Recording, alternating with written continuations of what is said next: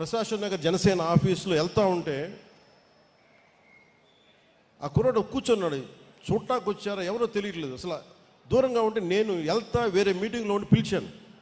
బయట ఇద్దరు కుర్రాళ్ళు లోపల రమ్మని చెప్పాను. వాళ్ళు చెప్తే అప్పుడు ఏం చెప్పాడంటే, మాకు నల్లమల్లో యురేనియం మైనింగ్ జరుగుతూ ఉందన్న, కలుషితం అయిపోతున్నాయి, మాకు ఏం చేయాలో తెలియట్లేదు, నాకు ఇంగ్లీష్ రాదు, గ్రీన్ ట్రిబ్యునల్ కంపెనీ మన ఫోన్ చేస్తేనేమో నాకు వాళ్ళు ఇంకా హిందీలో మాట్లాడుతున్నారు, లేదు ఇంగ్లీష్ నాకు రెండు రావు, నాకు మా గ్రామాలు కలుషితం అయిపోతున్నాయి.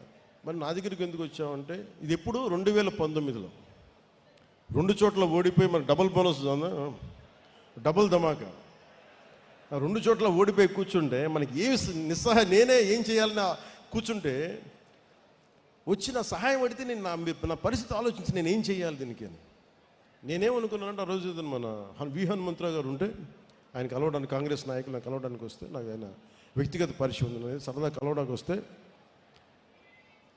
ఆయన అన్నారు, నేను ఈ అబ్బాయితో మన శివతో మాట్లాడుతాను, ఏంటంటే ఇలా అంటే ఇలా చేయండి. నేను అనుకున్నాను, శివ నాకు తెలియదు ఏం చేయాలో, ఒక్కసారి నాకు ఒక ఐడియా వచ్చింది, నేను ఒకసారి మన నాయకులు మనోహర్ గారితో మాట్లాడతాను, ఎందుకంటే ఆయన కూడా పర్యావరణ ప్రేమికుడు, ఆయనతో మాట్లాడతానని చెప్పి ఆయనతో మాట్లాడితే, సార్ నేను ఒక రౌండ్ టేబుల్ కాన్ఫరెన్స్ ఆయన ఏర్పాటు చేద్దామా, వీళ్ళకి జరుగుతున్న అన్యాయానికి మనం మాట్లాడచ్చా అంటే, ఖచ్చితంగానే ఆయన నాకు ఉత్సాహం ఇస్తే దానికి హనుమంతరావు గారు తోడై మేము కూడా వస్తాం కాంగ్రెస్ పార్టీ నుంచి.